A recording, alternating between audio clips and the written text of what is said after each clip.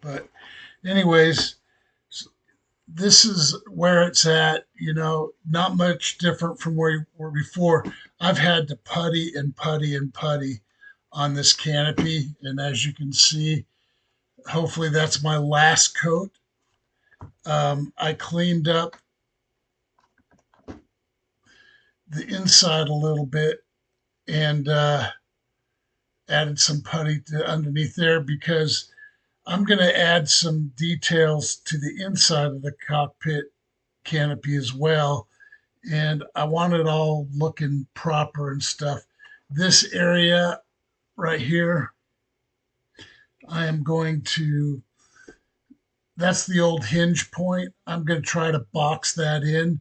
So I'm going to do a little grinding on this to flatten out all the sides and tops and surfaces of this feature and then cover it in styrene. Maybe uh, make it some type of overhead, video monitor. I don't know. Just a thought. So, and I took the masking tape off of here because I needed to see where frame, the aft frame portion here on the top, right here, where it ended and terminated, so I could smooth the putty into it. So I'm going to have to tape this back up to protect it when I go to wet sand it, though. But just as a reminder, we did get the cockpit tub for the back seat constructed and installed. I decided to go ahead with the original cockpit, but what I did do is I moved it back a half an inch this way to the aft, and so it gives more leg room, and uh, it's going to afford me a better way to make the consoles, the cockpit displays, and stuff like that. Um, some of this stuff is pretty rough on the inside walls, so on the front cockpit, so I'm going to have to refine that. Um, yeah, there's still a lot of work to do on this. If I'm done with this in 6 months, I'll be surprised. This thing has been just one thing leads into another, and I get these ideas, and you know, I think about them, I look at them, I see if I got what I need to follow through on the idea, and I'll go forward. Like here, for example, right here, there's this area right there, my fingers covering it. That area had horizontal lines scribed in it, but because of all the sanding and stuff, they got taken away. So I'm going to use some lapboard siding styrene and recut those triangles and put it over the top of that and blend it all in. And I will probably be taking these yellow transparencies out and going with clear. I just got to thinking about it, and I really I didn't like it. So the yellow will be coming out. Right now, it's packed full of uh, tissue paper to prevent the transparencies from getting screwed up. But since I'm not going to use those transparencies, I've got to use the old ones as a template and then cut some new ones in clear and install those. That's going to be a trick in and of itself. As you can see, the bottom, these holes here, all these screw holes will eventually be filled. And when I do, where the holes interrupt part of the structure, I'm going to have to,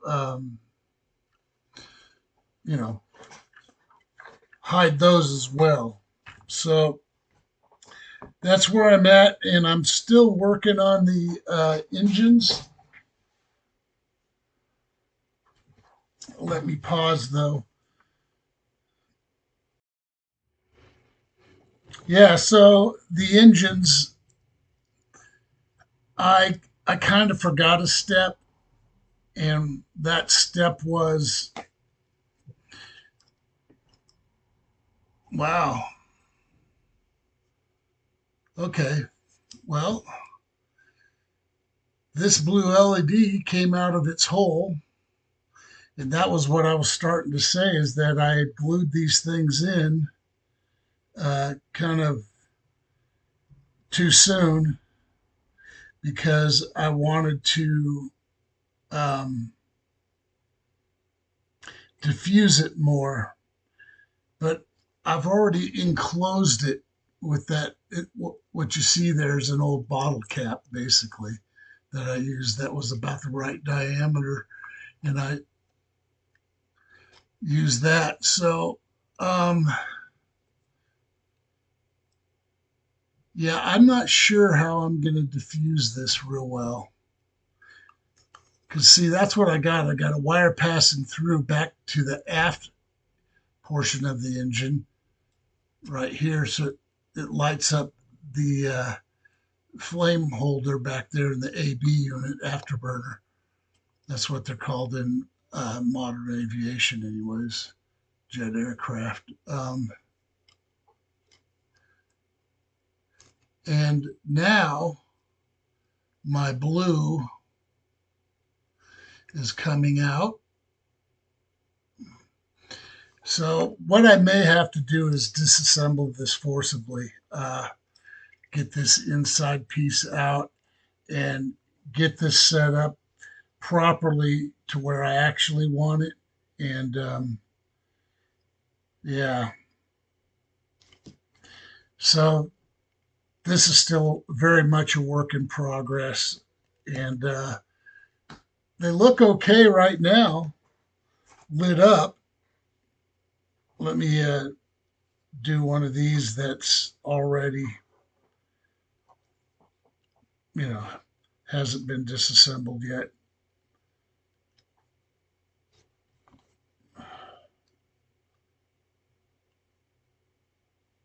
So, yeah, I'm just twisting these wires together. I got it on the battery box, but you can see it lights it up really well, but it needs something to diffuse that blue light. And then you can see that because it's two separate blue LEDs, there's one that's lighting up the flame holder there in the back, and then there's one right here that's lighting up. And it's, if I sand these clear parts that I left unpainted or scrape the paint off of, I think if I go ahead and gently sand each one of those, it'll give me the diffusion I need, and I won't really have to change too much with my internal layout of this. So, but yeah, so it's a cool look. And of course, I'm going to have to add some engine details, especially right back in this area. A little bit here, I don't plan on doing too much. And yeah, so still a work in progress. It's been quite challenging, but all four of them are wired up. And let's see, the Hulkbuster has also, that's something else I want to show you too that I've been working on. I've been making decals to put on the Hulkbuster, and I'm going with the theme that I'm the pilot, me personally. So he's going to have Staff Sergeant, Marine Corps Staff Sergeant chevrons on either shoulder, subdued in gray. And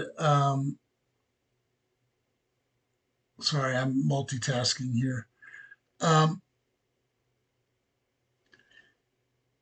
so it'll have my staff sergeant stripes on either shoulder, and then USMC on the left chest, and then it's going to have probably the Eagle Globe and Anchor, the EGA, the emblem of the Marine Corps, and then somewhere I'm going to have my name maybe going down a forearm or something like that, because generally it's like in aviation, if you're a plane captain or a crew chief or whatever, you get your name painted on there, and you know, pilots get their name put on the canopy as well, usually on the left side, the right side, or the nose landing gear, they'll put the crew chief uh, name and rank on the aircraft painted on there. Um, there's a whole lot of work to do, but I don't know if you guys remember. I have done a little bit of painting on Hulkbuster, just a little bit of silver. You're like right there around the arc reactor, right above it. I did a few little small details, these little round things, just piddling around, and then I'm gonna. Oh, and I did a little spot here in the back, and you know, I'm going to just take my time painting this thing, and then when I get the decals on it, I think that's going to really help. And then all the other detail painting, and then I'm going to put him on this display base. Obviously, I got to recover it, but I bought. I told you about these the other day. I didn't know I'd actually bought them, but they're two sets of rocks that look the same, and I'm going to use them on this base and orientate them in a way to where they don't look so um, obvious.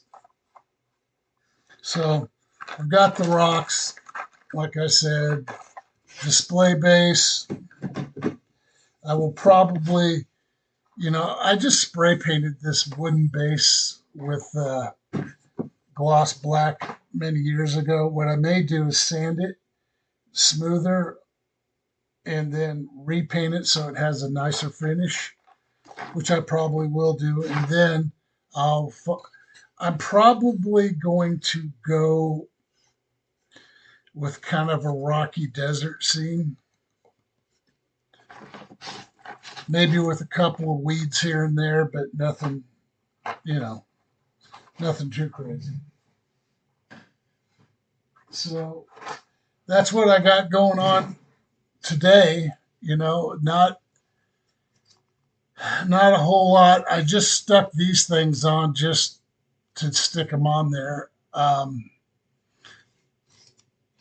still thinking hard about like putting some barrels of some weapons on the ends of these and modifying, maybe add some details here and some different colored paint. And, you know, it's going to take a while. All of this is a thought process. It's determining what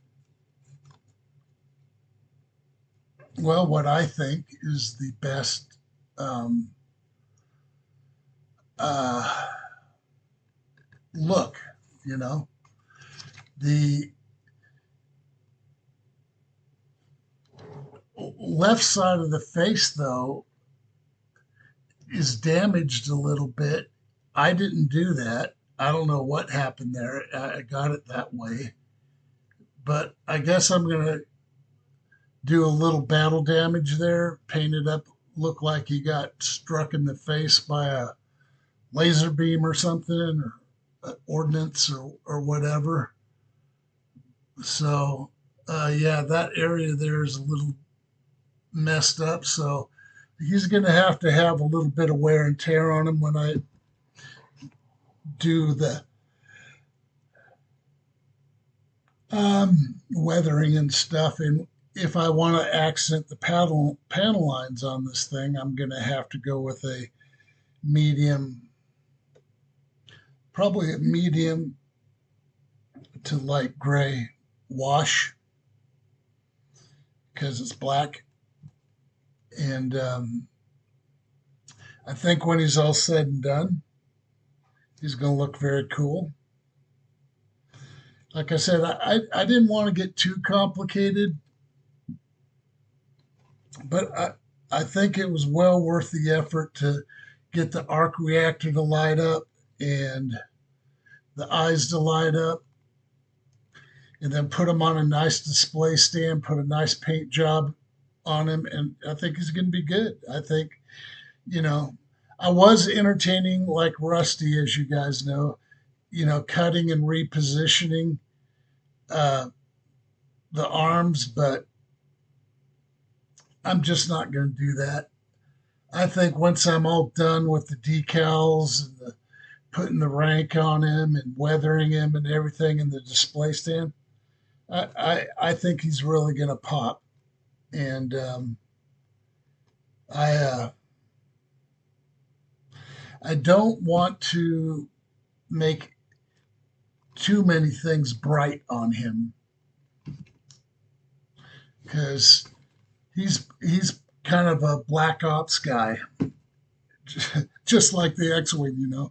I don't know what my hang up is with that, but you got to have a storyline.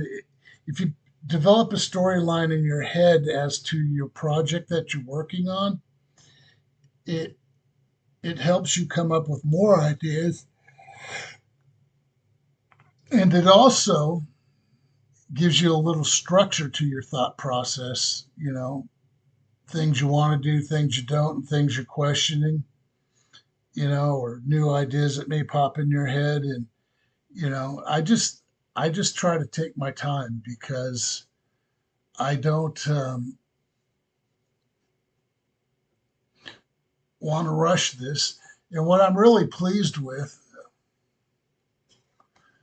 is how the area that I cut out, you can't tell. It turned out pretty well.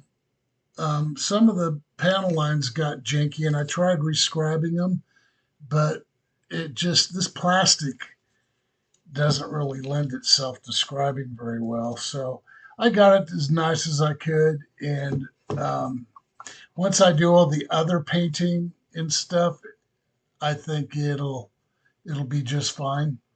Um, and I'm still thinking about mounting some type of shoulder mounted weapon like Rusty did. I thought that was a good idea. But I also want to make these. I don't want to have to fill in all these holes and stuff, that these two holes on each forearm, because of these things.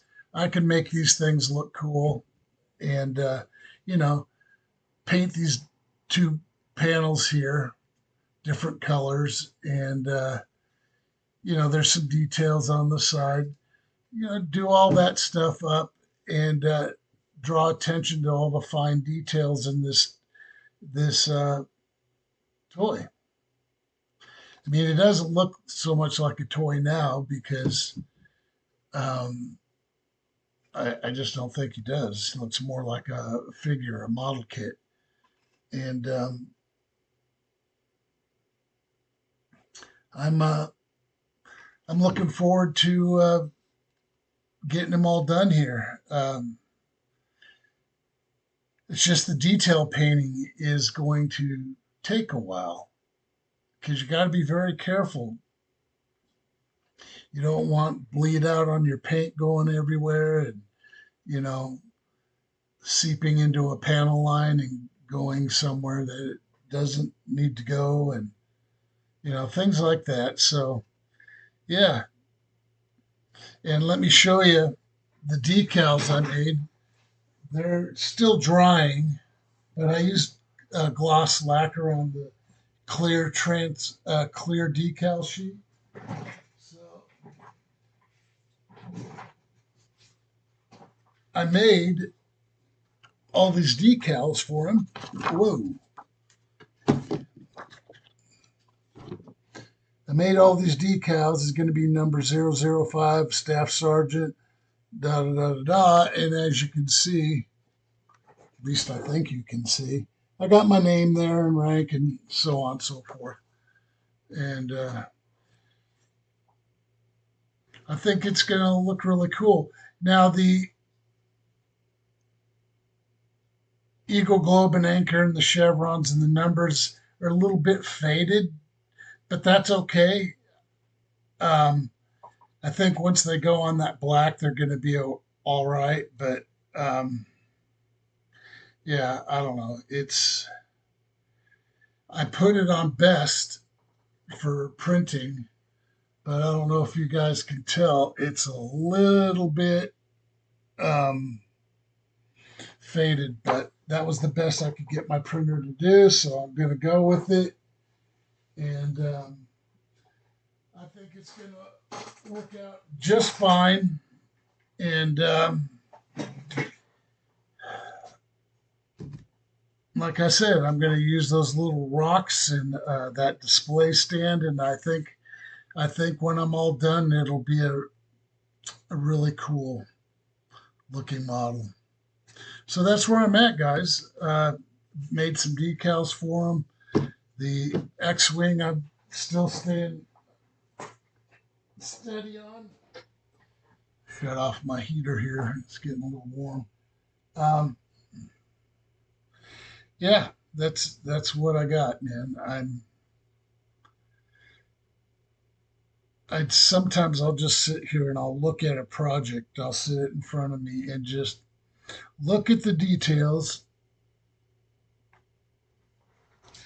and just try to come up with some ideas. And those moments come to you in a variety of ways. And as far as inspiration, sometimes watching some of you guys and your builds online will inspire me. Rusty's really inspired me to do one of these. I just thought it was brilliant to take a real cheap figure toy and make it more. It's an affordable, uh, model kits. The prices on them nowadays, especially for the very popular themes that they've stopped making now, and you can only get uh, whoever's selling their kits. So it's it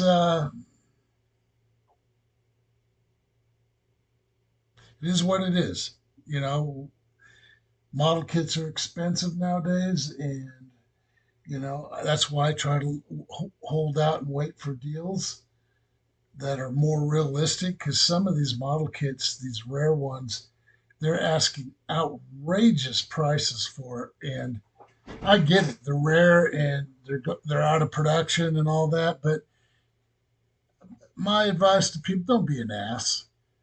If figure out what the original price was and add maybe 15-20% and call it good. You make a profit, you got your money back, maybe 25%, you know, but people, man, I see people putting kits on there for sale that are out of production and they're $500-600 or even more for something like a Buck Rogers Starfighter original kit. Those kits go from anywhere nowadays to right around 100 to 200 or more, depending on who's selling it. And these people got to realize nobody in their right mind is going to pay that kind of money if they can get it cheaper somewhere else. They're not any more special because they're out of production. than what they were when they were in production. That they are what they are, and people putting these exorbitant price tags on these things is to me just stupid. You know, um, yeah, if eBay's your business and that's how you make your money, and you can command those high prices, then good for you. Um, Me, I try not to do that. I try to be very realistic when I'm selling something. If it's something I built and put a lot of extra work in, uh, like the Timothy Alberino Area 51 UFO diorama, I could have probably got 2 grand or more out of that if I wanted to sell it. But, you know, I did something that I thought right, that, you know, I thought was the right thing to do for someone that's really interested in the UFO subject and writes books about it and stuff. So, you know, that's what I did. So, yep, Hulkbuster, he's getting there, and I think he's looking cool. I don't know what you guys think, but I like him. And in the end, I guess I'm the only one I have to please because uh, I'm my own worst critic, by the way. I don't think I've ever had a project that I have done where I couldn't find a flaw or a fault with something I did. And, you know, like I said, I'm pretty hard on myself about stuff like that. But yeah, it's already 7:24. My wife is, I think she said she was going to go swimming after work, so she just got off work a few minutes ago. So what I'm going to do is probably just chill out for the rest of the night till I get sleepy. I did some work on my fender for my Jeep, my left rear fender. Well, I sanded it all down, wet sanded it, smoothed it all out, pr- primered it, and went to paint it. And certain areas started crinkling on me and stuff. And I'm just like, crap. And it's wintertime here and it's already getting cold and rainy. So, what I'm going to have to do is I'm just going to take some regular, not even automotive gloss black paint and just paint it for the winter to where it looks nice. And that specialty paint, that's the same as what they use in the factory, that 2 or 3 part system or 4 part. If you got a 4 part paint set up on your vehicle, like the RAV4 we used to, had primer, uh, base coat, pearlescence, and then clear coat. But this just has the base primer, base coat, and clear coat. But as soon as I go to put the black down, it started crinkling. There was no contamination. I did everything right. I think it might be temperature related. I took it out in the garage. I put my heater out there and I tried to make an ideal environment to paint in the best I could. And it just didn't work out. So the only way I can get it to where I'm not driving around with one fender that just looks like crap is just to sand it all down, prime it again, and then just uh, use regular gloss black enamel and call it good for the winter. When the spring comes, I will revisit that because when the weather and the temperatures are, I never have a problem with these paints, these factory type paints. So, yeah, because this is the fourth time that I've had to mess with this fender, and I'm just really getting pissed. I'll be honest with you. Um, because I'm not accustomed to having problems. I've been doing auto body and paint work for a very long time. A lot of the paint systems have changed, and the you know all different kinds of enamels and lacquers and all that stuff. I heard a guy saying on one of the modeling channels the other day, "Hey, you can put lacquer over enamel, but you can't put enamel over lacquer." Well, he's wrong. It's the other way around.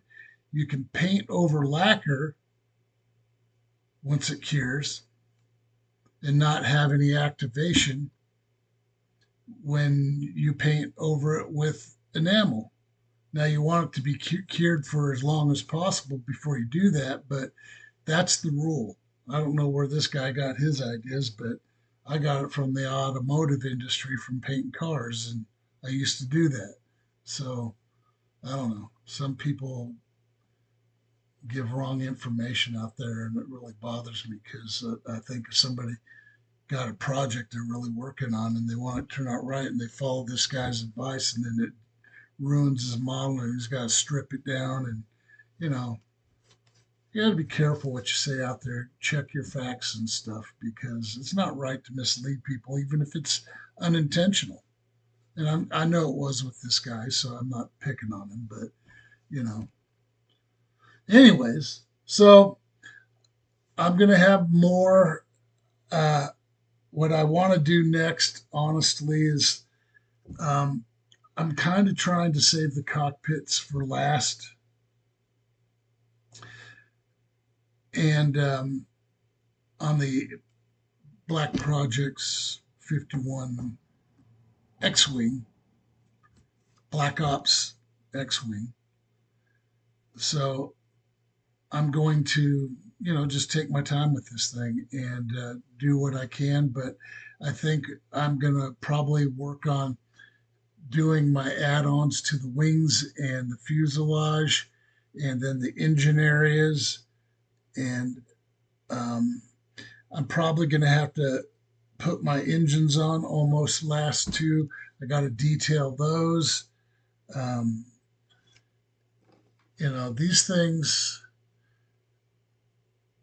remember, these were little containers that held jeweler's screwdrivers, with the exception of that.